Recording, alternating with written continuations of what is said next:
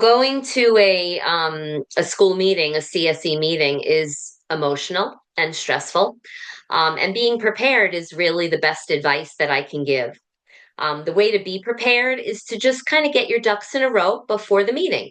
So whether that means bringing a handwriting sample of how your child maybe writes their name or writes a paragraph, bringing maybe some tests that they've had, over the past few months in school.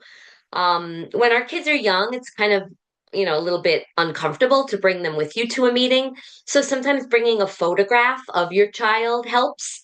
I used to bring a picture of him and kind of put it right at the table, so that I would say, we're here to talk about Kyle, and this is Kyle. And it just kind of makes it a little bit more real for the committee to see who it is that you're meeting about. A lot of times, kids with brain tumors don't look like they have special needs. If their scars have healed and their hair is grown back and they're kind of developing on the outside normally, typically, guess what? You're sitting at a table and your child may not look on the outside like a child who needs some help and needs some services. So, anything that you can bring to help explain the kind of child that you have helps the committee understand a little bit more about your child. Another thing is, I would always kind of equip myself ahead of time with anybody on the team that would be on Kyle's side, in other words. So, conversations with the teacher, maybe before you go to the meeting. A lot of times the teachers are noticing the same delays that you're noticing and the same struggles that you're noticing. So having a teacher on your side at the meeting is huge. If you've had discussions with the school nurse, maybe discussions with the school psychologist, anybody, the gym teacher, anybody that might notice that your child is struggling in whatever ways they're struggling, those are people that are going to be on your side. And so, kind of doing a little bit of homework ahead of time before you're sitting down at that meeting is really, really beneficial. The other thing that's important, we used to call it like a child in a box or a child in a binder.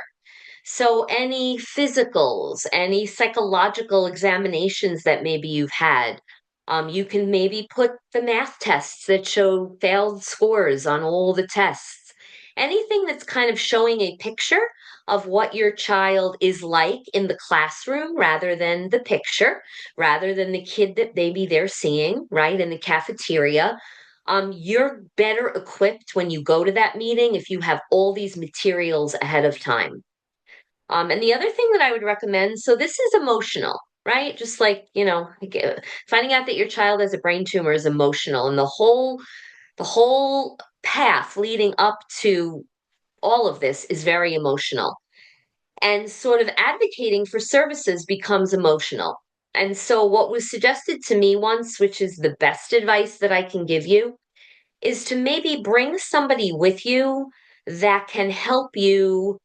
Oh, don't forget to say this, or that person can take notes for you, or that person can put a piece of paper in front of you with something highlighted.